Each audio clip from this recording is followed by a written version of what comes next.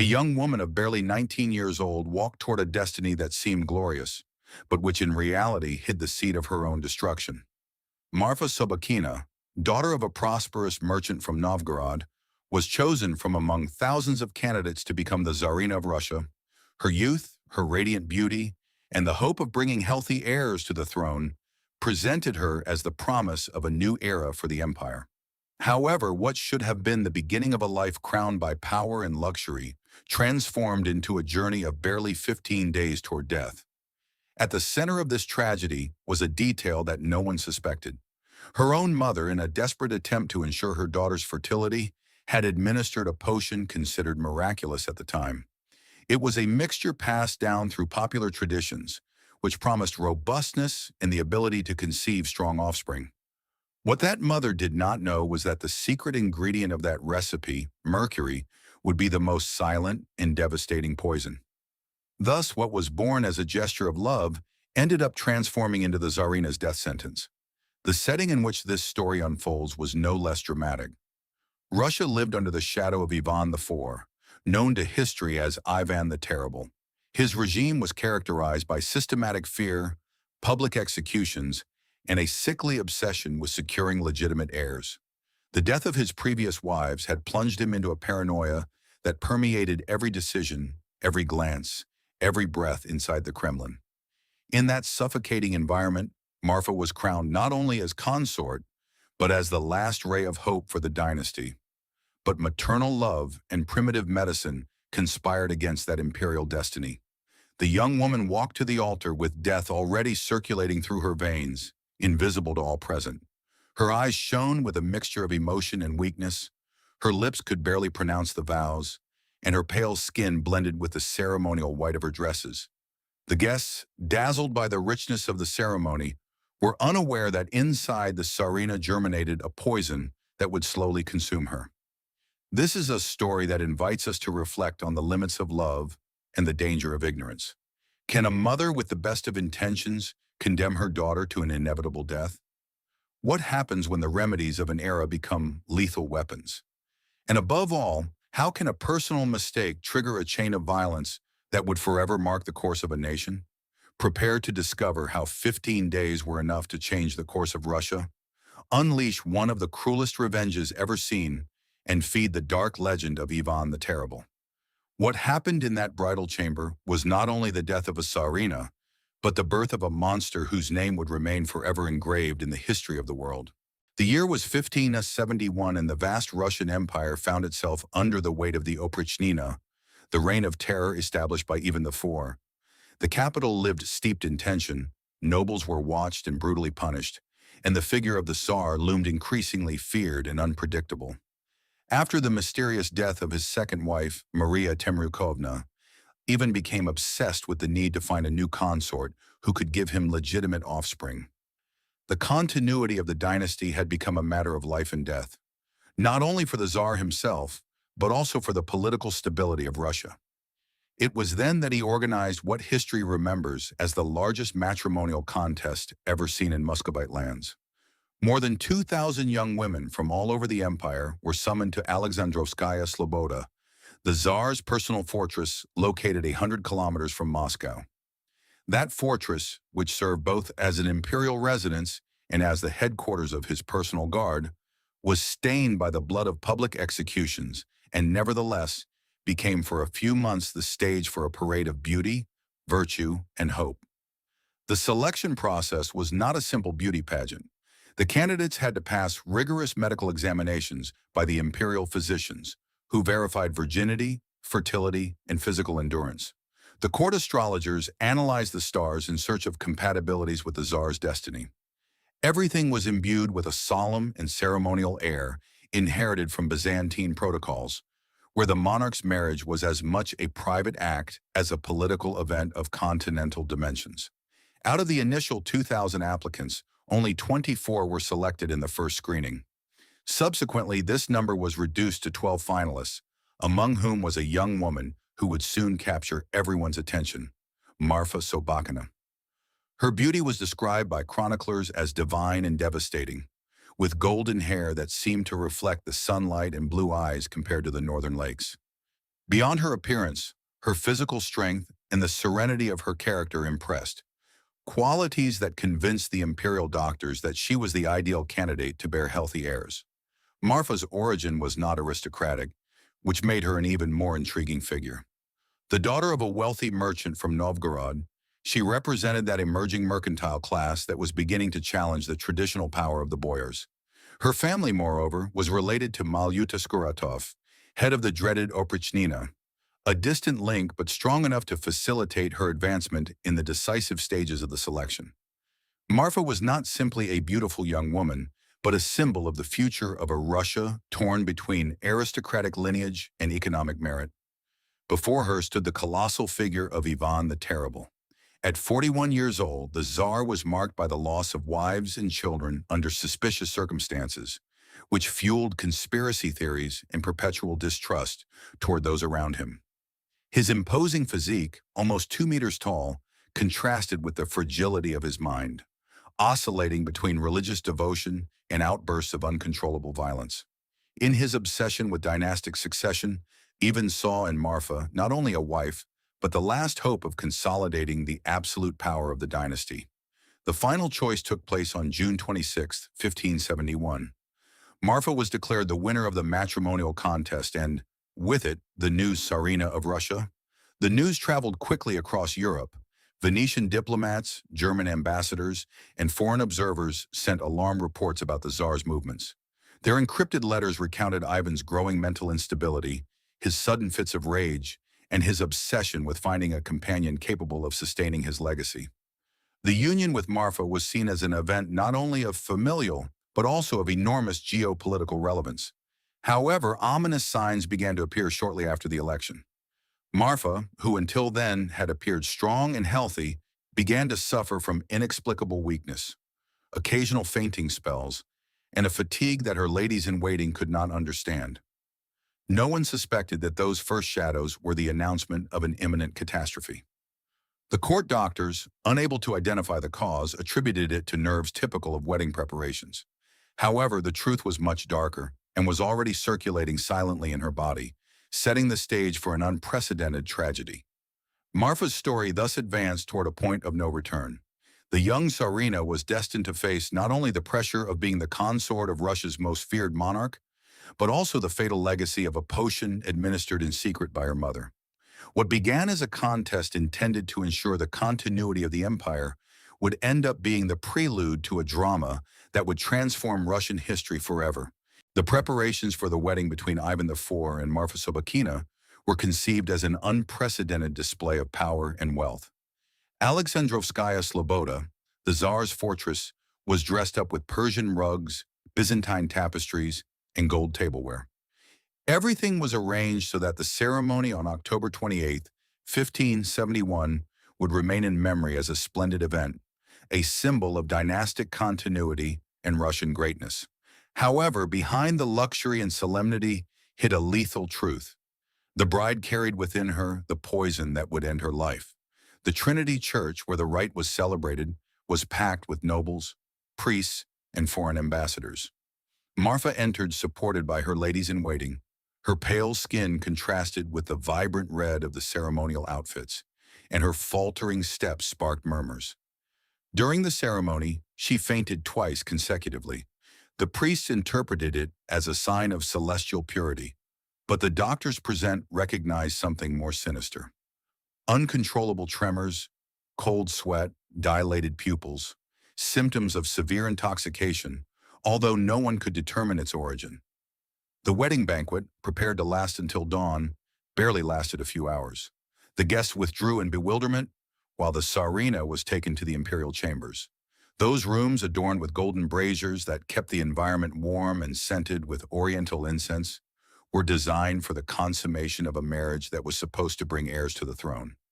But what should have awakened passions only served to mask the unmistakable scent of death. On the marital bed, Marfa could barely remain conscious. Her breathing was irregular, her muscles twitched with painful spasms, and a cold sweat soaked the silk sheets. Ivan, dressed in Byzantine tunics, expected to meet a vigorous wife, and instead found a dying woman.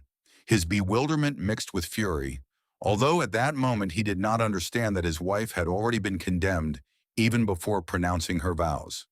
The poison circulated with murderous precision throughout Marfa's body, simultaneously attacking the nervous, digestive, and reproductive systems. The mercury, administered in secret by her mother in the form of a fertility potion, was fulfilling its devastating effect. What in the 16th century was considered a miraculous substance, capable of curing syphilis and favoring conception, was now revealed as the most silent and relentless weapon inside the imperial chambers. Every passing hour turned the bridal chamber into a scene of agony. The court doctors tried all kinds of rudimentary remedies, herbal infusions, bloodletting, prayers, and blessed amulets. Nothing could stop the invisible advance of the poison. What should have been the cradle of new dynasties was transformed into a space where maternal love and medical ignorance had woven an irreparable tragedy. That night even understood that something deeper was at stake. Marfa's fragility was no coincidence, nor simple nervousness. As he watched her fight against the pain, a paranoid certainty began to brew in his mind. His wedding had been sabotaged, and behind that supposed betrayal hid a plot against the throne. Unbeknownst to him, his wife's slow agony also sowed the seeds of a wave of revenge that would stain the streets of Moscow with blood. The ceremony that was to be remembered as the celebration of an empire was marked as the omen of a catastrophe. The guests returned to their homes with an unsettling murmur. The priest prayed for the health of the young Tsarina, and the Tsar himself began to lose his patience and sanity. Marfa Sobakina's wedding was not the beginning of a glorious lineage, but the first act of a tragedy that 15 days later would claim the Tsarina's life and drag Russia into an even crueler reign of terror. On November 13, 1571, barely 15 days after the wedding, destiny was fulfilled. Marfa Sobakina died in the Tsar's arms at barely 19 years old, and what could have been the beginning of a new dynastic era became the trigger for a storm of blood and terror. Even Afor, unable to accept the possibility of a medical error or an accident, immediately convinced himself that the death of his third wife was the result of a conspiracy. In his mind, the boyars, the nobles, and even members of the court itself were hatching a plan to weaken his power through poisoning. The Tsar's reaction was as swift as it was brutal. He ordered the capture of more than 20 people, including servants, doctors, and distant relatives of Marfa. No one was safe from the sovereign's suspicions. Mikhail Temryuk, brother of Ivan's second wife, was accused of heading the conspiracy and condemned to the most atrocious execution. Public impalement in Moscow's Red Square. Before thousands of horrified spectators, the ordeal lasted for 3 endless hours, while the other chained prisoners watched with the certainty that they would suffer the same fate. Marfa's father, Vasily Sobakin, managed to escape direct execution, but the punishment he received was no less cruel. He was forced to enter a remote monastery, torn from his life and his family, while his sons were beheaded under the accusation of witchcraft. The desperation of a mother who had tried to help her daughter with a potion thus became the misfortune of the entire family. Ivan's paranoia spread like wildfire. Convinced that the doctors had been accomplices or negligent, he ordered several of them to be tortured to extract confessions. Under torment, some revealed what had until then remained a secret. Marfa's mother had administered to her daughter a mixture of herbs and minerals with mercury, convinced that that remedy would make her fertile and robust to give heirs to the Tsar. The revelation came too late. The innocent had already paid with their lives, and the Russian court had witnessed a senseless butchery.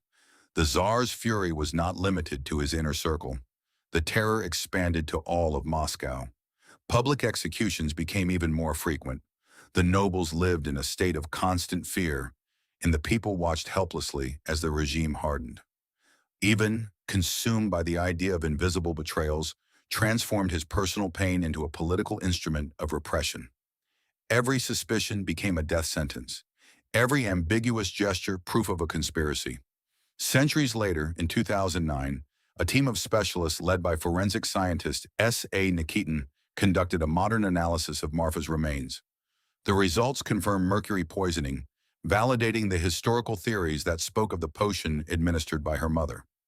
The scientific examination yielded a chilling conclusion. There had been no conspiracy by the boyars, no secret plot against the Tsar. The tragedy had been the product of maternal love and the medical ignorance of the time. History, however, was already written in blood. Ivan the Terrible, marked forever by the loss of Marfa, sank even deeper into paranoia and despotism. That bridal chamber, instead of harboring the hope of an heir, had given rise to a more feared monster, capable of turning love into suspicion and tragedy into a pretext to intensify imperial terror. What died with Marfa was not only a young Tsarina, but also the last spark of humanity left in the heart of a Tsar, destined to be remembered for his boundless cruelty. The death of Marfa Sobakina was not limited to being a personal tragedy or an isolated episode in the life of Ivan the Terrible. Its outcome marked a turning point in Russian history and became the fuel for an even more ruthless regime. The Tsar's distrust toward everything and everyone reached an unbearable level. Every glance, every word, even the silence of his subjects was interpreted as a possible sign of treason. The paranoia that brewed in that bridal chamber grew to become a state policy. Historians agree that Marfa's death intensified the climate of terror that already dominated Russia. Ivan, who had previously used the Oprichnina as an instrument of control, now transformed it into a machinery of systematic repression. What began as an intimate drama ended up impacting millions of lives. Every public execution, every forced exile, every torture carried with it the shadow of that poisoned wedding. The maternal love that had sealed Marfa's fate ended up multiplying into an ocean of collective pain. The tragedy also left its mark on Russian art and culture. At the end of the 19th century, the composer Rimsky-Korsakov immortalized this story in the opera The Tsar's Bride, where the figure of Marfa appears as a symbol of innocence, sacrificed by ignorance and ambition.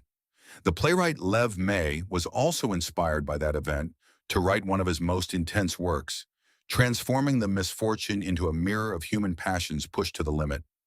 In this way, Marfa's death transcended the limits of history to become a cultural myth.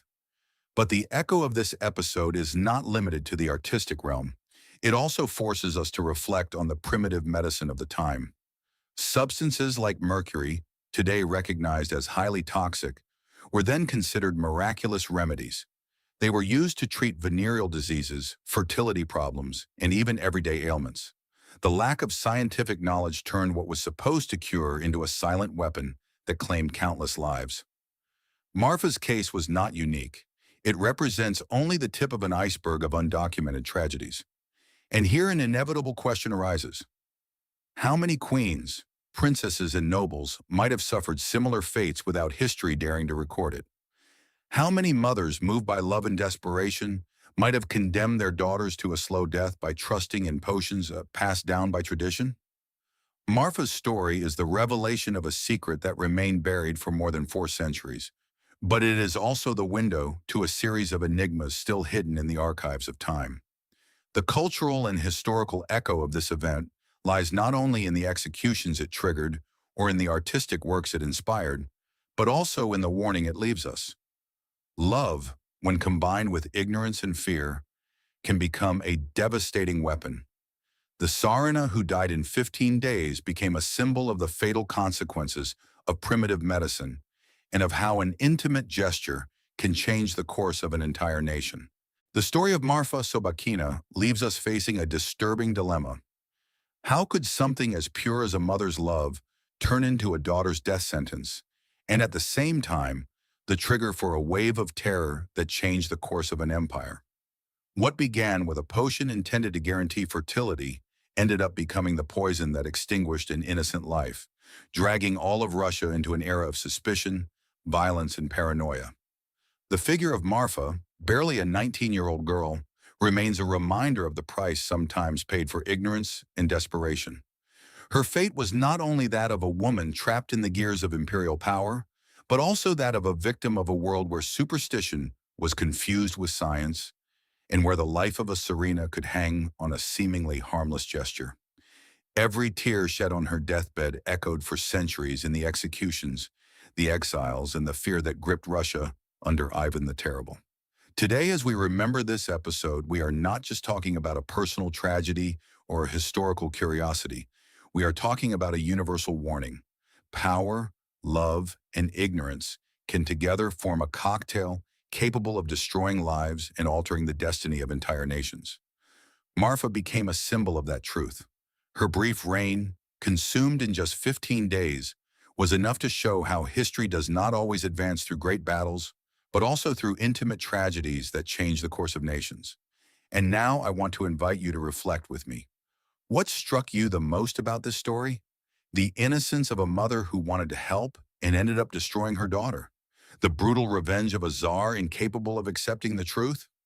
Or the revelation that primitive medicine could be as lethal as wars themselves? Leave your comments below and tell me which of these aspects shocked you the most. If this story moved you and you want to discover more secrets hidden in royal bedchambers, I invite you to subscribe to the channel and turn on the notification bell. That way you won't miss our upcoming investigations, where we will reveal even more disturbing mysteries that remain buried for centuries. Because what happened to Marfa Sabakina was just the beginning. Behind her hide many other queens and princesses who suffered equally tragic fates, waiting to be remembered. Share this video with those who are also passionate about secret history, about those tales that show us how the intimate and the political intertwine in an inseparable web of tragedy and power. Let's remember together that history is not only written on battlefields, but also in the tears of those who were silent victims of a ruthless world. The story of Marfa Sabakina, the Tsarina who lived for only 15 days after her wedding, is much more than a tragic tale from 16th century Russia. It is a mirror that reflects the eternal contradictions of human beings: love that turns into poison, hope that transforms into tragedy, and power that feeds on fear until it devours its own subjects. What happened in that bridal chamber was not solely the death of a young woman, but the birth of a cycle of terror that would forever mark an empire. Marfa left no descendants, nor did she exercise power, but her brief passage through history changed the course of Russia. Her death was the spark that ignited Ivan the Terrible's paranoia, a fire that wiped out nobles, doctors, servants, and entire families. And yet she also left a silent legacy, the memory of how the most intimate gestures can alter the destiny of millions. That potion, prepared with love, but loaded with ignorance, not only ended a life, but unleashed a chain of events that echoed in every corner of the empire. Today, more than 4 centuries later, we are still talking about Marfa. Her name appears in operas, dramas, forensic studies, and historical accounts. She has become a symbol of innocence and a warning, a reminder that ignorance can be just as lethal as deliberate malice. And perhaps the most chilling thing is to think about how many other similar stories remain hidden, buried in dusty archives or silenced by time, waiting to be revealed. Let's imagine for a moment the anguish of that mother upon discovering that she had poisoned her own daughter. Let's imagine the desolation of a people subjected to the terror of a monarch, convinced that everything was a conspiracy. Let's imagine how history could have been different if science, knowledge, and prudence had prevailed over superstition. Marfa's tragedy is, ultimately, a lesson that transcends centuries. What we ignore can destroy us, and what we believe to be a remedy can be the cause of our downfall. Dear viewers, this is not just a story from the past. It is an invitation to stay vigilant, not to confuse tradition with truth, and to understand that even the most well-intentioned acts can bring devastating consequences. Remembering Marfa is, in a way, paying tribute to all those invisible victims of history whose names were lost, but whose lives were marked by the same dilemma between love, ignorance, and power. And so we conclude this journey through one of the darkest secrets of Russian royalty. If this story impacted you, share it, comment on which part moved you the most, and join us in our upcoming investigations. Because what you have heard today is just the surface. The world of palaces still holds buried secrets waiting to come to light, and we will be here to reveal them together.